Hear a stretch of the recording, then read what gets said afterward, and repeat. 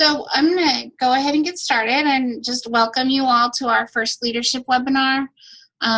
And our intent with these webinars is to create a regular series that allows for an ongoing connection and strengthening of relationships between alumni, the current students, faculty, affiliates, and community members. So I just wanted to offer that if you have ideas for topics or speakers, you can email me.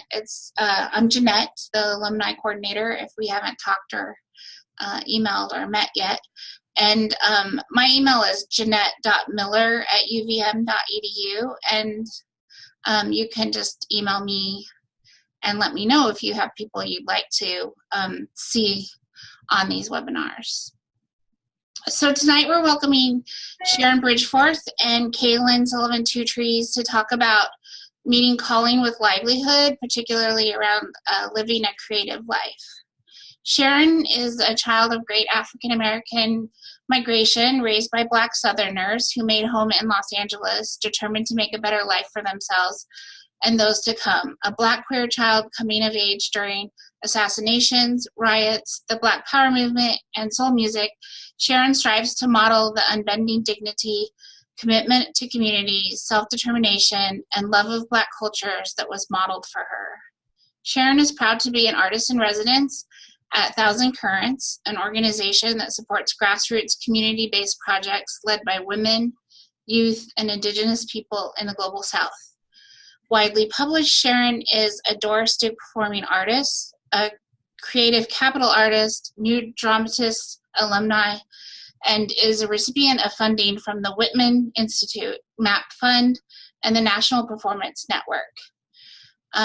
You can check out her current project at Black Mermaid Man Lady at her website, and we'll include links when we send out the link to the seminar as well. So Kaylynn Sullivan TwoTrees has spent a life at the crossroads where species, cultures, beliefs, and the unknown collide, and find both dissonance and resonance. As an artist catalyst, her work focuses on reorienting the indigenous mind, radical reciprocity, and regenerating an essential relationship with mystery. She is a past recipient of the Lila Wallace International Artist Award, and her work has been exhibited and is in collections in the US, Europe, and New Zealand. She continues to find passion, renewal, and nourishment from all of the Earth's expressions, including humans. She's currently artist in residence and a member of the leadership team in the Leadership in Sustainability Master's Program at UVM, Rubenstein School of Environment and Natural Sciences, Natural Resources, and artist in residence for the Vermont Network for Domestic Violence, and a past Whistenton Public Scholar at the Kettering Foundation. Welcome TwoTrees and Sharon. We're looking forward to hearing from you tonight, and I'm just going to turn it over to the two of you. Thank you very much. Oh, Sharon, I think you ought to start. Well, I'm going to start by thanking you. I am so grateful for the work that you've done, for the ways that you've navigated the crossroads, and that there is documentation that we can find to learn more about your work. And I feel like the work that you've done and the spiritual intelligence that has moved through you in your art and in your activism is part of our collective wealth. And so I'm just really grateful to be here talking to you and to be a part of this with everyone. So that's what I want to say to start. I don't know. Well, first you made me blush. But secondly, I think that, I was not joking when I said Mutual Admiration Society. I think that as artists in the world and artists who are talking about particular, coming out of very particular cultural, spiritual, and kind of collectivity in the world, that it's important for us to be both in relationship with our work, with each other, and in mutual admiration and solidarity with each other's work. And so I feel really, really excited to be doing this with you. And, you know, and the excitement is only enhanced by the fact that having worked with you in groups too, in, you know, with your facilitation, both at Thousand Currents at the Academy and with our students last year in the Bay Area, I think that there are so many expressions of the way that we bring creativity and the creative impulse into the world that I hope we talk about the breadth of it, because there's something about, you know, there's performing, for me, there's museums and galleries and commissions, and then there's breathing it into what you do wherever you are. Yeah. And so that feels like, for me, a really big part of the conversation today. Wow, let's go there. How do we jump into that? I love that. That resonates very strongly with me. Well, I guess I think it would be wise for each of us to talk about our road in to the work, and then how the many different expressions of that work. Yeah. Because my work has taken a lot of turns. And it's looked really different at really different times of my life and has been perceived by the art world differently at different times in my life. So I think it would be really interesting to just talk about those twists and turns, which could get us to the conversation about livelihood. Okay, that sounds great. That sounds great. Would you mind going first? No, sure. In the twisty turny story. I think, you know, my family tells me that that since I was little, I mean really little, like my grandmother used to say, don't leave two things in the room with her, she'll make them into something else.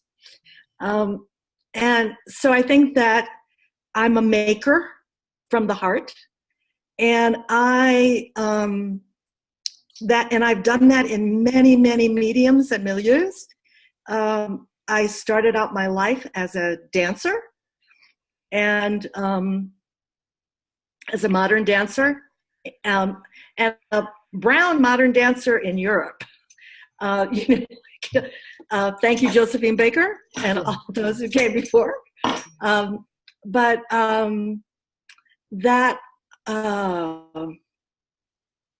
It gave me a sense of freedom, and it also gave me a way to earn livelihood and not put myself into a little slot.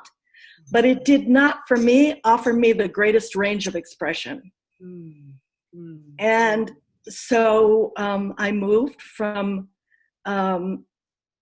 dancing, which was a way to escape a lot of what was suffocating me.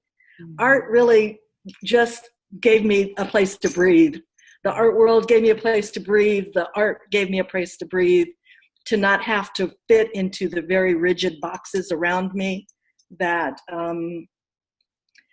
seemed like they would be soul deadening to me. And I went, I mean, it's a long road. I went from there to set design, and I worked in the State Theater in Germany and did set design for large productions. And then I came back to New York, and I started installation and performance work because I loved what set design gave me was power to reshape space. And then I could perform in it as an intervention in that space and interact with the viewer in multiple ways. And that was really exciting for me. And so I did a lot of performance and installation work in New York in the 80s and 90s. And that means you're writing, because you're writing scripts, you know, because I was doing performances for myself, but I was also doing large performance pieces with lots of people. And so it meant you were writing. And, you know, what's going to be said. It was working with musicians, different kinds of musicians over time. And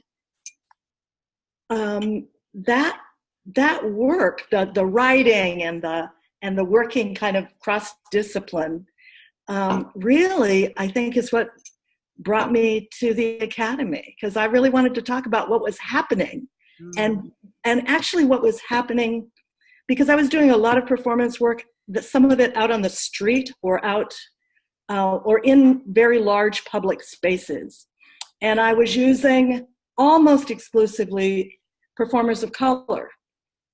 And there was always the question, well, why is everybody brown? Or why is it only Black people? Or why is it this? I thought, I want to actually write about why people are asking that question. Yes. I actually want to have that conversation. I want to know why it's okay to ask that question. And what is it that about performance art that makes you think that that's an appropriate question to ask after seeing, a performance about whatever.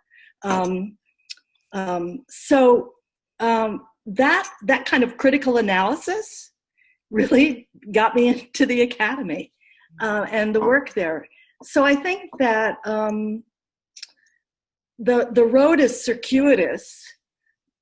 I love meddling in all of the places of it. I love meddling in the reshaping environments place. And I love site-specific work. I love seeing a place and thinking about how it could engage the viewer in a completely different way. And because my work is really ephemeral and site-specific, like if you've seen the videotape, the one that's in the woods, the Leave No Footprints one, that piece, I just left that cloth there and it deteriorates. About 3 months later, it was gone in the landscape. And I love that. I love that you can leave a trace and the earth will just eat it right back up. But it meant that making livelihood out of that kind of work is extremely challenging. And so it felt to me like a multidisciplinary approach to the making of work was also a creative act. How could all of these things, how could talking critically about the work, making the work, creating, using the interventions in spaces, both in learning spaces and in creative spaces, how could all of that create livelihood for me? And I say that as, when I say livelihood here, I mean second tier livelihood, because actually for me, first tier livelihood, most basic essential wealth is relationship and community. So, my basic wealth is my community and the people I love and love me. And so the other thing I'm talking about livelihood is on top of that, because the first one is the primary one to build and sustain for me. And the other can flow in and out of that in different ways. So, I think that's a good start. That's an excellent. I think I'm going to stop there. And I think that's what I want to say. Oh, the other thing I want to say one more thing. The other thing that I would say about my work is that almost all of my work has been made to, I'm always poking at the viewer a little bit. I'm always trying to agitate the viewer into thinking more or differently about something and kind of really poking them to come and meet me somewhere. It's passive work that can just be looked at. I don't do, really. So it's the reason that I say catalyst about my work, because I think that, kind of one of the undertones is that I'm always trying to catalyze some thinking, some deeper thinking about something, or some broader thinking, or some different thinking about something. And now I can be done. Thank you so much for sharing so deeply and so clearly. And so many things come to mind and heart from listening. I guess, though, I have a kind of burning question that I'd like to ask you. Okay. Being someone not only working from the crossroads, but like being totally unboxable, you know, like in a world that so wants to box us. How have you thrived and had a sustainable long career as an artist? Like, I'm sure there's multiple things, but what's one thing that you credit to that? Have you ever watched coyotes No. move? They never move in a straight line. They're always zigging and zagging and zigging and zagging. And I think that my creativity is, for some people in the art world, my creativity was linked to very specific kind of work. So for those people, I'm no longer doing art. But for me, I'm following that creative impulse, and I'm zigging and zagging and zigging and zagging wherever it's taking me in whatever expression, because I make artist books. I'm singing now and I'm loving it, I think it's the coyote thing. I think it's that I zig and zag, and that there isn't, there's no one medium that I want to be fixed to.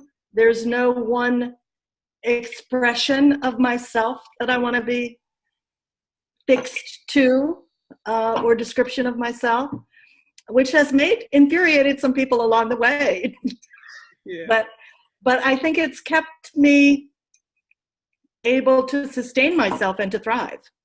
Got it. Yeah. That's awesome. That's awesome. Thank you. You're welcome. Yeah, I love it. I also share and hold dearly the valuing of relationships and knowing that to be wealth. And in fact, I mean, I can look back now and put a lot of things together that when I was in the midst of it, there was no way for me to clearly understand or talk about. But what I can see now, it's actually because I was first a community organizer and then just kind of doing art and literally keeping it in suitcases hidden away until my mentors who were artists, realized that I was a writer, and they forced me to pull that work out. And so then, because of how I was trained, both as an activist and how I was mentored as an artist, I approach art making like a community organizer. And with a very specific, I will say, Black American Southern lens. And so it is the relationships that are the only reason that I'm able to say that I've been a self-employed artist since 1998. And I wanted to quit so many times, because it was brutal, financially brutal. And so often I didn't know how to continue, but it was like my soul wouldn't let me stop. And so I just, the grace of good people and the Lord is why I'm here. And what I can see now is it's that long-term, ongoing, thriving relationships that I have, still have, and work to even expand more. That is how I'm still here. And I think also it's interesting thinking of relationships in relation to my art. My blood family and our extended family, everything that I do as an artist, I actually learned from them. Mm-hmm. And so I was raised by Southerners. I grew up in LA, but when I was born in 58. We came here in 61. And LA, South Central LA at that time, you could go for miles and everybody was not only Black American, they were from the South. And so I grew up in this little Southern culture in this West, in LA.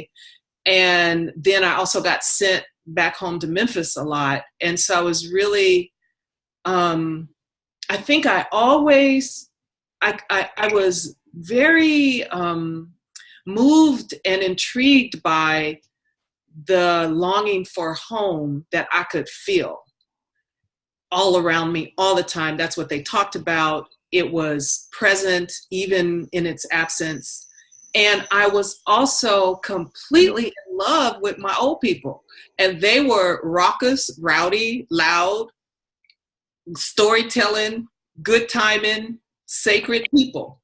And so I remember one of my, I have these various memories. One, I was 3 years old, and one of my favorite places to play when I was in Memphis was under my great grandmother's bed. And they used to call them shotgun houses. They now call them tiny houses. It was a shotgun house. That was the family house, right? I see you. You know what I'm talking about. In Memphis, in Orange Mound. And I feel like, and she died in that bed. I feel like they were transmitting stuff to me, and I was a receptor. And I was just so in love with all of them, and just so also at the same time, because what I can now say is I was queer gendered, and I was a lesbian my whole life. And they probably knew it, and there was probably resistance to that. So at the same time, it was almost like I also felt that there was something wrong with me. So as I got older, I started writing to kind of heal myself, essentially, and to kind of survive my emotions. But I wrote because I wasn't going to school for training in it. I was released to my own imagination. I wrote in the way that I experienced language, which was like music. So my people talk like music. The ones from Tennessee talk like blues. The ones from New Orleans talk like jazz. And so I write like that, trying to really just tell a story as good as them. And so, when you put all that together, the stuff has to move. So there have to be dancers. There has to be audience engagement. There has to be polyrhythmic simultaneity, everybody got to get lit up in there. And so then it's like my greatest joy is to try to do that, right? And some things have failed miserably, and it's public when it happens, so that's a shame.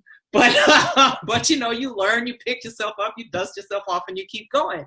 And thank God, my family and my mentors came up artistically and was raised at a time, in terms of the family, where it was just old school. So they, dust you off and cuss you out and push you back out there, and love you up, So I feel extremely grateful that I was too ignorant to think that I couldn't do it, because I just didn't know any better. So I just had like 10 jobs, and I'd just make work, and I'd follow my art mentors around, and I continued to try to figure out what the heck was going on in my blood, in my bones, in my blood memories, in my spirit, in my family. And I've had the great privilege of having exceptional artists decide that I was theirs. So Lori Carlos, who was the original Woman in Blue and For Colored Girls, Robbie McCulley, who was also in the tour of For Colored Girls, Raul Salinas, an amazing poet who dedicated his life to basically trying to help young people of color stay out of the prison systems. Marsha Ann Gomez, sculptor and human rights activist and environmental activist, who's one of the founders of the Indigenous Women's Network. Cherie Moraga, like on and on and on. These people just took me in. And I probably said this in one of our earlier gatherings, but there was a turning point for me. It was in the 90s. I was complaining. I was very broke. I couldn't stop being an artist. I had to quit my day job, my 5 or however many day jobs, because in order to grow as an artist, I just had to. And I was complaining. And Lori Carlos looked at me and she said, "You need to go help somebody." And she walked away. And that, I understood in my soul what she was saying to me.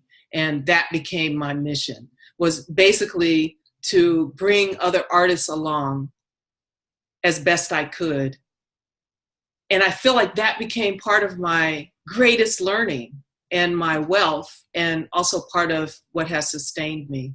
And so with me too, it's been scholars are also a great reason as to why I've been able to make a living. A lot of those young artists became heads of departments later and hired me, you know. My now wife, Omi Oshun Joni L. Jones, who we've worked together since 1990 or so, brought my work into the academy. And then I met E. Patrick Johnson and all these other artists who grew to become these world changers and teaching my work and, you know, providing other kinds of opportunities for me. And so it is, I guess, the relationships are everything, you know? And I remember, I'll just say one more thing. I remember too, because so much of my work, so I identify as a writer, and I write for performance. Dr. Jones calls it working in a theatrical jazz aesthetic. So if you think about like Ndizaki Shange and Laurie Carlos and some of those other people, it gives you a sense of what that might look like. Oh snap, I forgot where I was going with this. Hold on, it might come back. Oh well, it's gone. So let me just leave it there.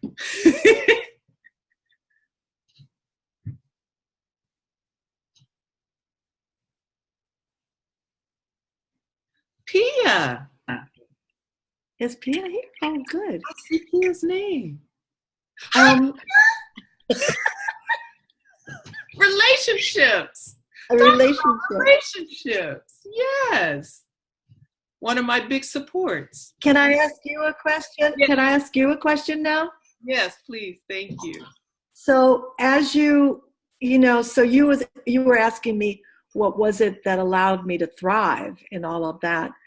I'm interested in, you know, outside of the relationships, what is it that pushed you to grow as an artist? You know, because the thrust of the world is you do this thing really well, we want you to keep doing that thing. We want to recognize you and you keep doing that one thing. So what is it that's pushed you and caused you to grow as an artist, you know, while still feeding yourself and all of that? Oh, thank you. That's a juicy one. I feel like there are two major things. One is, for me, the art starts in my blood, memory, and bones, and I'm trying to heal or understand something from the inside out. And so as I continue to grow and heal and shift, there's always more to dig up, and it's not gonna, and it shifts, it changes, like what it needs to sound like, what it needs to look like, and how it comes out is like shape shifting. And so following the healing has been one thing. And then because I just had exceptional mentors, big sisters and big others, you know, who, like I think specifically of Laurie Carlos, who was very active as a mentor in my life in the 90s, which was when I was growing up artistically in the 90s in Austin, Texas. And I lived in Austin, Texas then. And Laurie, and this I think has to do with theatrical jazz. You're always, the question is what wants to happen. The question is not what did I just do, but what haven't I done yet? Mm-hmm. You know, the question is how can I be with the people in the room and listen and feel everything and make something. And so I was just trained that way. And part of what happened is that at a certain point, I had to let go of being attached to trying to do it right. And the focus became on just trying to do it being present. And so that was a great shift. There's an awesome documentary called Say Amen Somebody, and it's about two of the architects of gospel music, Thomas Dorsey, who used to, Black Thomas Dorsey, who used to perform with Bessie Smith and became a minister and gospel architect. And Miss Smith, Mama Smith, I can't think of her full name, but Miss Smith, Mama Smith told her the young people she was working with, she said, you cannot sing the gospel with no pretty mouth. So I had to let go of my attachment to trying to have a pretty mouth.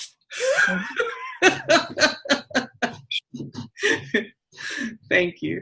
Yeah, that's good. That's good. That's good. Yeah. Well, I still have more questions. We never get to have a conversation like this. I don't know, Jeanette, can we just go on? Yeah, we have some more time, maybe like 10 more minutes, and then we'll open it up to other people. Sure. Okay. Great. And I'm here for as long as it lasts. If other people have to go, it is being recorded, so you can catch it later. Okay. Thank you. Well, I'm interested, Sharon, in the different ways that we've been mentored into the work we do and what inspires the work we do. And it's really because my work actually comes out of relationship to a place. I mean, when I started doing performance work, it was because I lived in Harlem and there were all those abandoned buildings. Yeah. And I thought there's all this empty space and everybody downtown is fighting over spaces to do work. I'm just going to do it in these spaces. So I get inspired by place, and so it took gallery owners and curators and art historians like Lowry Sims and Leslie King Hammond and other artists like David Hammonds, who was kind of at the edges at the time, and Sangan and Goody Fitz, and those people to say, yes, go do that, and we'll figure out what to call it. Which was a very specific kind of mentoring, and I guess I wonder, like what I'm just interested in those different kinds of like the difference. How do we work with internal and external stimulation for the process? And how does that relate to how we survive, and how do we make livelihood out of that? And I don't know what the question is exactly, but do you get where I'm going? I do, yeah.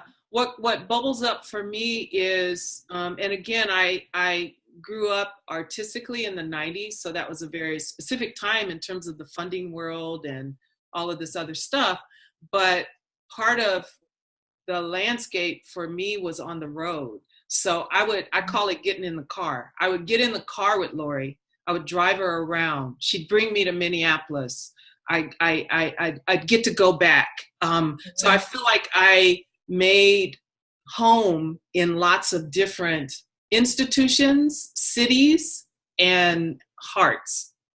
And then I got to return a lot. And so because it was that old school, like you sit at the feet or you drive them around or whatever, the mentorship happened like live and on the spot.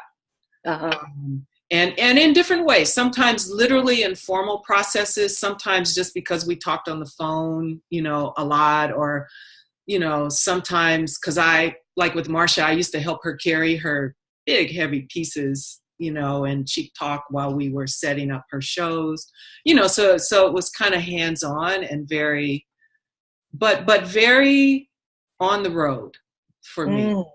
Yeah. How about, and what? Well, for me, it was I'd say the most intensive. I mean, I started in Europe, right? Because I started with set design in Germany, and I'd come out of the theater and I had a lot of theater experience and I loved creating environments. And so but I just made that up. I didn't have a mentor for that. I just made that up. Yeah. But people like Meredith Monk and Robert Wilson and those people were fine with what happened. Right. And so So I went, okay, I can do this. Okay, you believe me? Okay, I can do this. Wow. But in New York, I don't know if you know a woman named Linda Good Bryant, but she ran the first ever Black-owned gallery above 57th Street in New York, up with the big boys. Right. And that was the first gallery that took me on. Wow. And she saw a piece that I had done in a sublet apartment. And she went, oh, no, you need to do this work in a gallery. And so I feel like my mentoring was people who came along and said stuff like that. Oh, do this here. Got it. Do this there. Yeah. And then that all the family that was part of that gallery in the 90s, in the actually in the 80s, like really in the 80s and into the early 90s, were David Hammonds, Houston Conwell, Sangan and Goody, Betty Saar, all that was around you, and I was making around that. And I came from the theater, so a lot of times the joke would be that they would come in and they would see a piece and they go, well, that looks good from across the street, honey, but you got to be able to get up close. Because I was so used to making things for the theater. Yeah. And so I got a lot of tutelage, but I got it while we were installing pieces together in big shows. Yes. And a lot of that under the tutelage of both Lowry Sims and Leslie King Hammond, who are mavens of African American art in this country. So it was kind of a different way. That was kind of my first start at making, being in the performance artist kind of category. And then meeting, a lot of my other peeps like Edgar Heap of Birds and, Anna Mendieta and Kay Walking Stick and people like that. So it brought all my crossroads together. And I could be in relationship with all of those people while we were making work together, which felt like as good as it gets. I mean, that just sounds rich. It is. It was just as good as it gets. Yeah. And you got to make music with, Sun Ra and Henry Threadgill and people like that, So that particular period was just, it was awesome. And it forced me into my next growth, which was nothing like that. So it's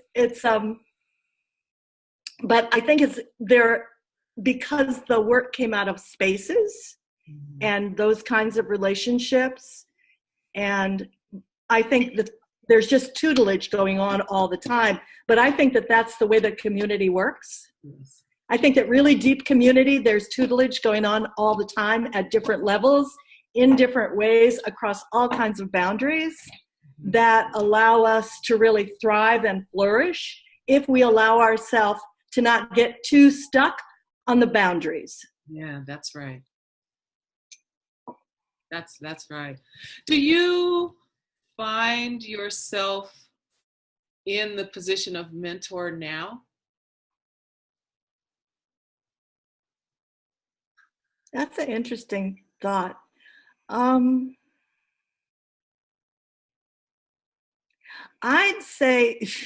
would say that how I see myself in the position, where I am now, is farmer. I'm farmer, and I'm planting some seeds, and some of them are going, and some of them are not, and then maybe I'll transplant some plants, and but I think I'm farming more than mentoring. I'm trying to farm, and I'm also at an age where I'm trying to leave clean. Oh God, yeah. And so that means that I'm trying to, I want to be clean about what I leave behind. So that comes into the farming in some way. But mentoring for me feels, I was happy to be mentored, but to think of myself that way feels really odd. Mm-hmm. Mm-hmm. Yeah. Yeah, I understand that. Yeah, I understand that. And you? Do you feel yourself mentoring? Yeah, it's interesting. I see it only because people point it out to me that way. Like I notice that people put me in their minds in that position. I feel like I always, from the best circular, to me, relationships are circular. So people that, and it's, you know, like for me, some of my teachers are younger than me. My daughter is one of my primary teachers, you know what I mean? And so it's not age, but it's wherever we're at and what we're doing and circulating, you know? And so when it's circular, it works for me. And I always learn a lot. But I can see, and it's interesting to me because I'm going to be 60 next year. And I see that people see me and call me that. And so, yeah, it throws me a bit, but as long as it's circular, it's good. Good. Yeah. Should we take questions? How are we doing for time? Yeah, how are we doing? You're doing great. This is really great to listen to this conversation, but I think it would be great if we could take some questions from people who are listening and watching. If anybody has any.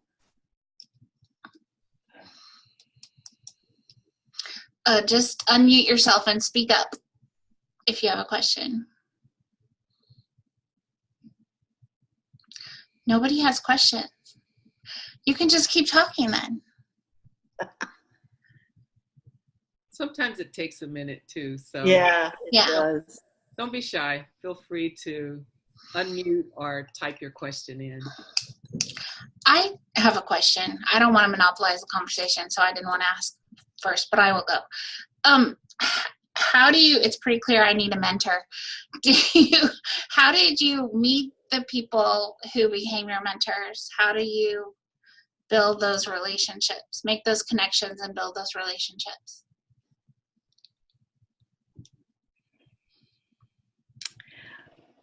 Well, for me, it's really about doing the work. That the people come into the field of the work, and into me doing the work. So whether it's doing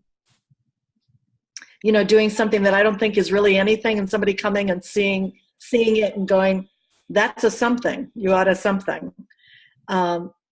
Or just the encouragement to keep on doing the something that I'm doing that nobody knows what that is yet. For me, but it was about to continue to do it, to keep on doing it. And in whatever form it was at the time, and to keep on exploring the edges of that. And the people showed up. And it sounds kind of woo-woo from when I say it like that, but actually it felt really emergent and pragmatic at the same time. Yeah. What about you, Sharon? Yeah, that's been true for me too. That's been absolutely true for me too.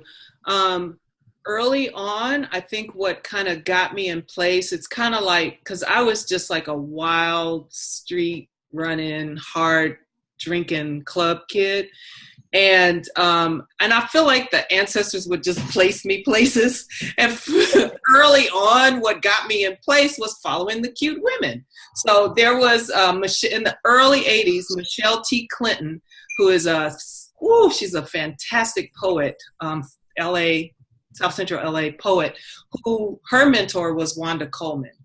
And so Michelle was just fine. I had never been to a poetry event, had never been to Beyond Baroque, which was a venue in Venice, LA, or California, that used to do a lot of stuff. I saw something and Michelle's picture was on it, and I just thought she was fine, so I showed up. And she was, and and at this point I had like suitcases of work, and I just shared a tiny bit because I was just wanting to talk to her. But she's one of the ones that just kind of took me in and guided me. And I went and volunteered, and showed up to do various labor for her work. And she stayed in touch with me for a very long time. And there were a couple of other instances later that were very, very similar. And so it was kind of like, despite myself, they would just move. They were like, okay, this is what she's going to respond to, so let's get her over here. And then once I got firmly footed and had more inner skills, then it started being the thing of doing the work, and they were just there. And part of it was, too, I think I said yes. They snatched me up, and I'd say yes, and I'd keep showing up. Great, thank you.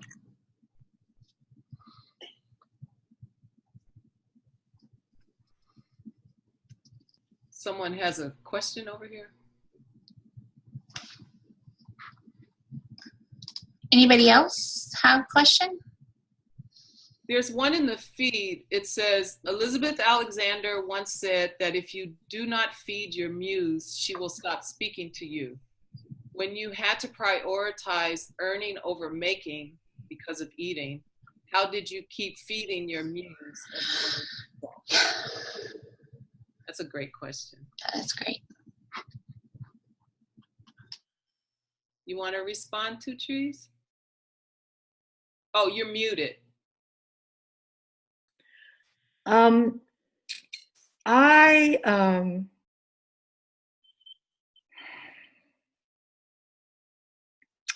lot of times, well, I can think of a very particular time in New York where that was really the question. I had no money, and I was really, I felt like the work was really coming hard and fast, and I wanted to prioritize it, keep it as a priority. And it made me ask a question that I ask many times, other times in my life too, is is this a question of eating, or is this a question of lifestyle? And I realized that I had a very particular life that went a very particular way, and it took a certain amount of money. And I could not afford to keep my art at the center of that lifestyle on the money, the way my life was going then. So I changed my lifestyle. I lived in an abandoned building in Harlem. I renovated that thing by myself. I made art. It was my priority. I used all those abandoned buildings as my gallery. So I changed my lifestyle. So I'd say that my first activity is to try to change my lifestyle so that I don't have to make that shift away from, and I would say for me, it's spirit, not muse for me. Mm-hmm. That if I can't live a spirit-driven life, I can't do my work.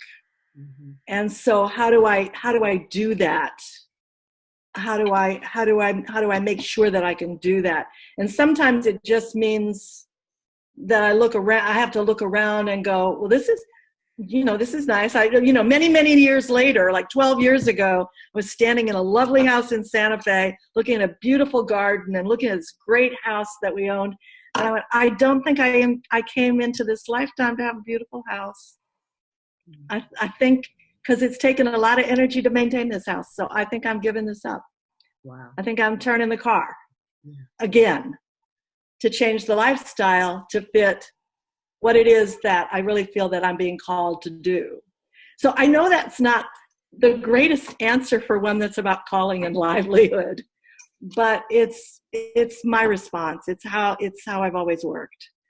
Yeah. It's change up the lifestyle. It's that coyote thing again, I think.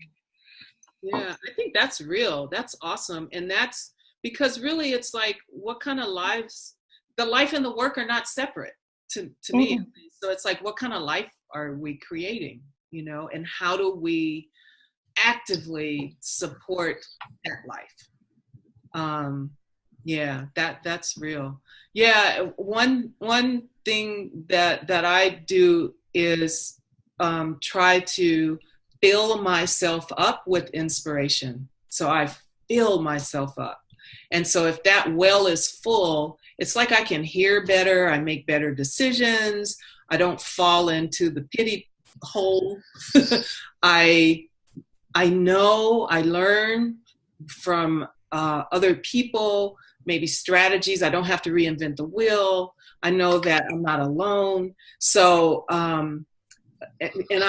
for me also, it's spirit work. This is my spiritual practice. This is my divine service. This is what gives me essential health and wellness. This is the thing that I can offer. And so then, how do I keep myself full, open, and vibrant?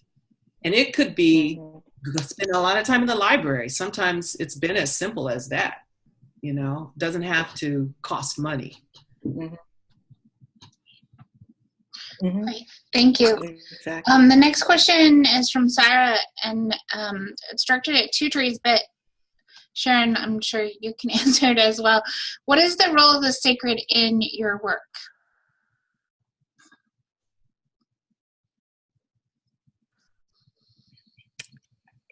In a way, I feel like we both answered that, but I'll get more specific, is that I actually see and feel and experience the sacred as the source of my creativity.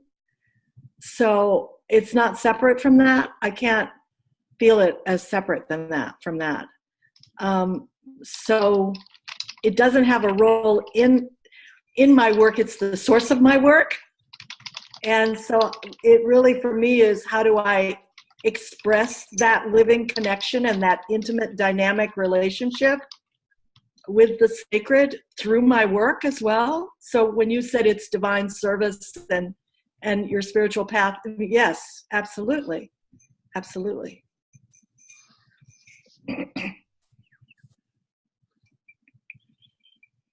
What about you, Sharon? Sharon, did you want to answer that question? I think TwoTrees dropped the mic. Let's leave it. Okay, great. The next question is it Kali or Callie? I want to pronounce it right. Yeah. For the two of you, relationship circles and mutual recognition, admiration, and a love of your own power and traditions. As brown women, how do you stick with that despite the popular mainstream competitive fine art narrative?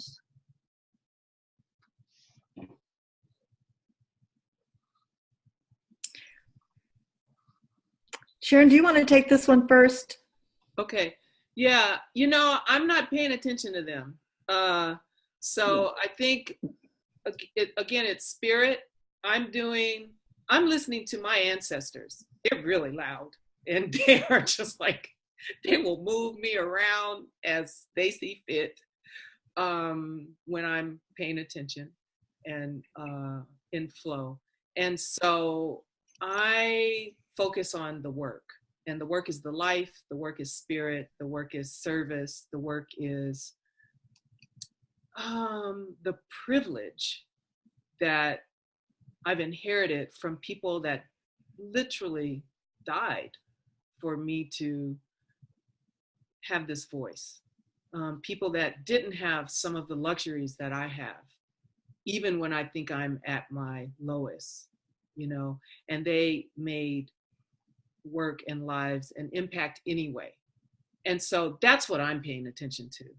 And so again, it's like, how do you fill yourself up?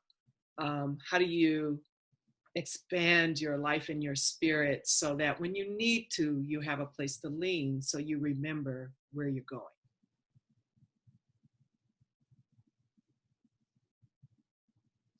TwoTrees, do you want to answer that? You're muted.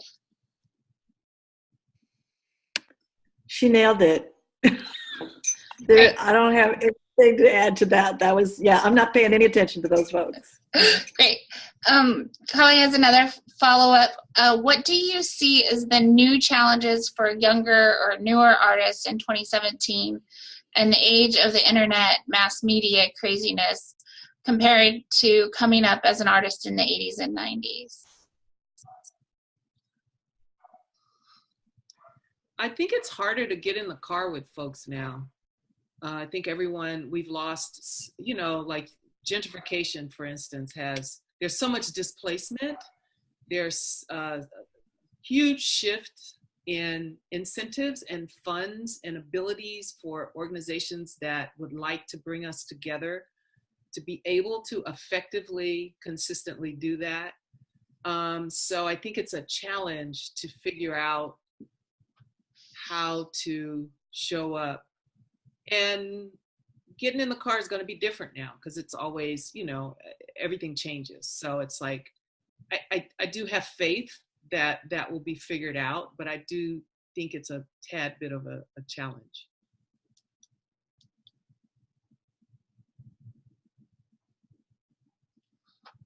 TwoTrees, do you have anything to add? Well, there are some moments when I always want to preface it with, I'm old. And this feels like one of those moments, but I look at some of what this world has for us now, and I see some of the renegade and guerrilla work that's coming out, and I think, oh man, what it would be like. I mean, I think that it has to be more self-initiated. And I think the coalescence isn't like getting in the car or me just attracting mentors through the power of just keep doing the work. But there is something happening with younger people that is really taking that technology and turning it around in some ways that I think is really interesting.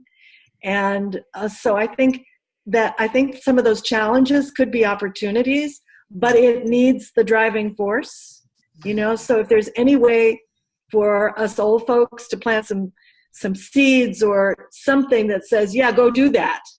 I think that's really, that's what I feel like I would be drawn to respond to that is, if you have any idea about doing that, go do that. Because I think that there's just some really amazing stuff out there that's getting done by people with almost nothing.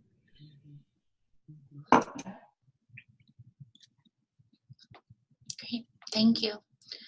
Does anybody else have any additional questions? All right, here's one from Vin. How do you navigate the fine line between following your calling and pursuing good ideas? Is it always a retrospective revelation, or are there practices we can bring early on to proactively avoid investing the time and resources we have into ideas that may not always pan out?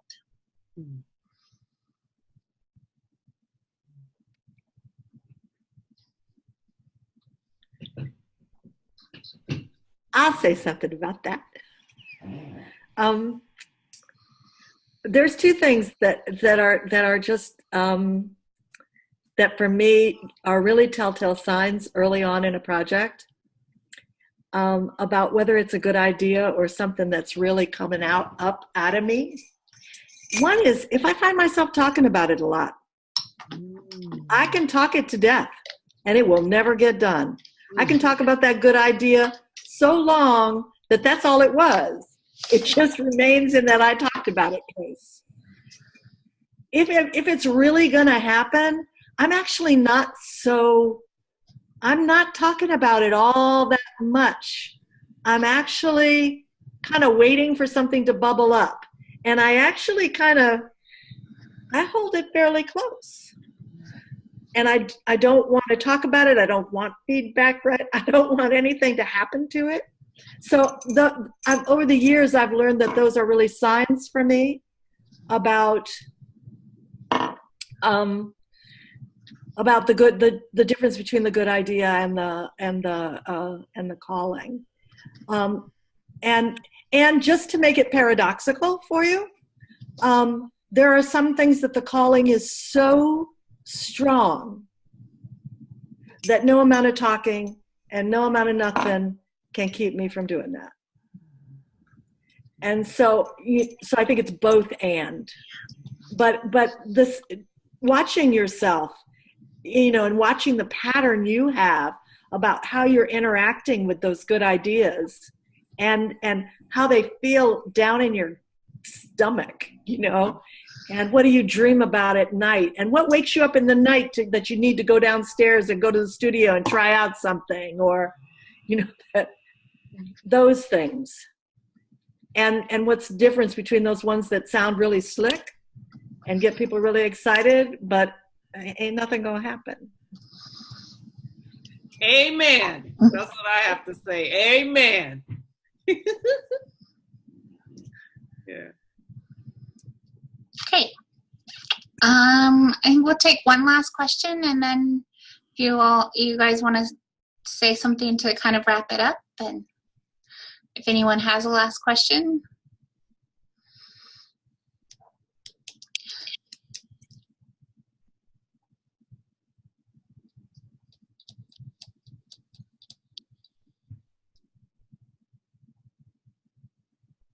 Lots of thank yous about it being great and nourishing and inspiring. All right, do you guys want to say something to kind of close it or close the conversation? I don't know if it's closing or not, but I am so, this is such an amazing opportunity to just be able to hang out like this and have a conversation like this, that I feel truly blessed just to have been in this conversation with you, Sharon. It's just, and not only you, but all the folks that got invoked here that showed up in the background. That was really awesome. So I really treasure that. And I really thank everybody for showing up, because it feels like a party. Absolutely. Absolutely. I feel this is a perfect example of feeling that I am filled up. And so I'm really grateful. It's so affirming, and this will carry me for a while. And thank you. Yeah. Awesome. Really, thank you. We did have one question came in, just as TwoTrees was talking. What keeps you all motivated through your eldership? Xavier asked that question.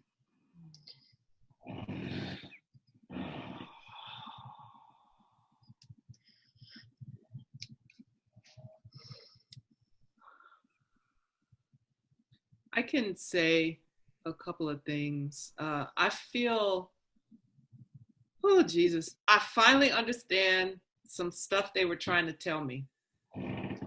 And Lord, they were rough in how they told it. I think I finally understand. And so I'm trying to honor them and move forward. And that really keeps me going and curious and open. And as I said earlier, my daughter, who's 34, is one of my great teachers. And walking with her and learning from her and seeing myself reflected back through her is really, really important. And I think the other thing that helps me right now as I move towards, I'm hitting, like I said, I'll be 60. So first of all, I think I'm 30. I don't know where this 60 thing came from. But anyway, it's here, it's real. But I have done so much work, and for me, that work has been done through my art and through the healing that has happened through the art and through all my relationships and ways that I've been nurtured and trained. I can now be sweet with my family in a way that I didn't used to be able to be. And so I'm able to learn from them, the dead and the living, in profound ways. So I'm back to that, being that kid under my great-grandmother's bed. They are downloading stuff. And I just want to cry all the time.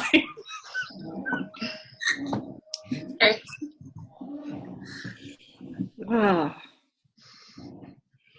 Mm. Wow, that was beautiful, Sharon. Well, I have a little over a decade on you. Damn, you look good too. I'm trying to be like you. That's what I'm saying. I want to be that fly and have that energy. Yeah. Oh God.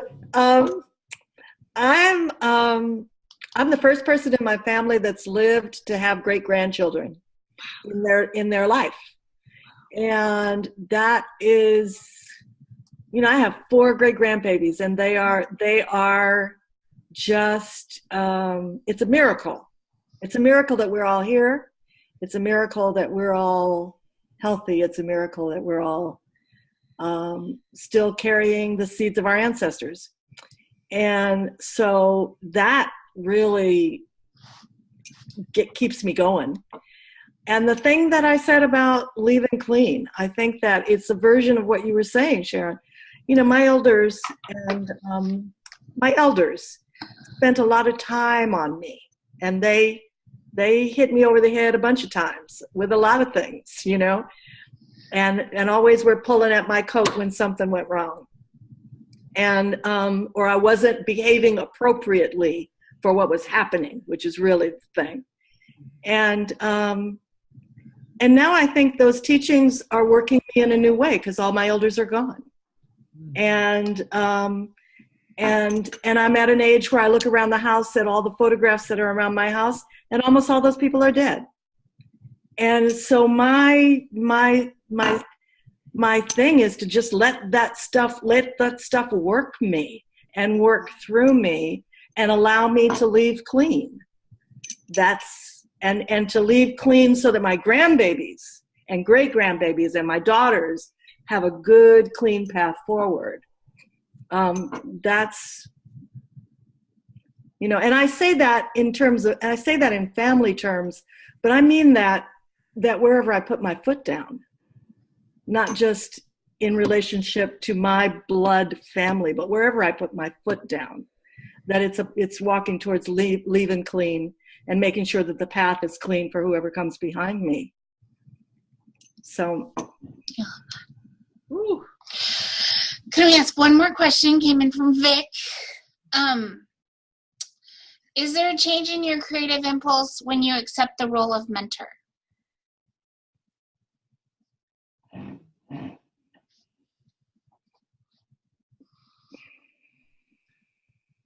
For me, part of what happens is the people that I walk with in that way end up helping me to expand and do my work more fully, because most of them move in positions of power and authority and self-determination, whether that's stuff they're doing in their living rooms or through institutions or whatever. So they help me keep my work going. And for me also, if I know I'm out of balance if I'm spending too much time facilitating other people's process. So then I just get mean and angry.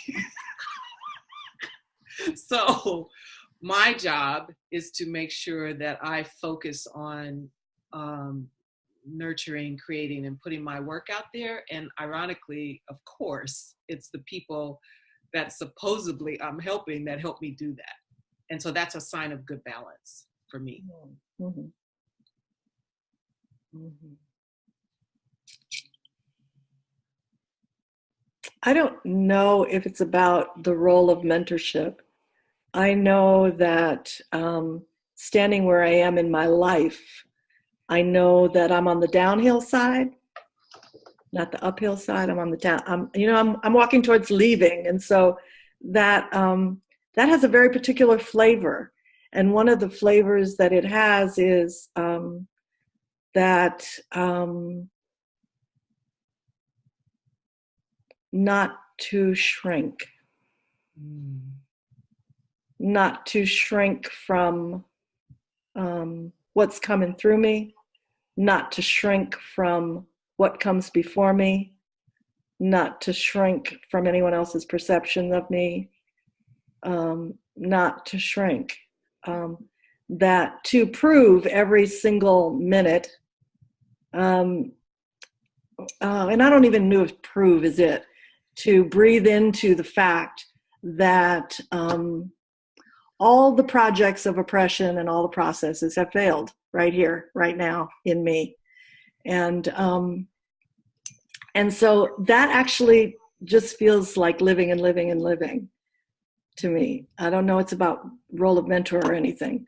My grandmother used to say, when you ever asked her about anything, you know, when you'd say, well, when was that, Grandma? Or how'd that happen? Or who did that? She goes, well, I was living and living and living.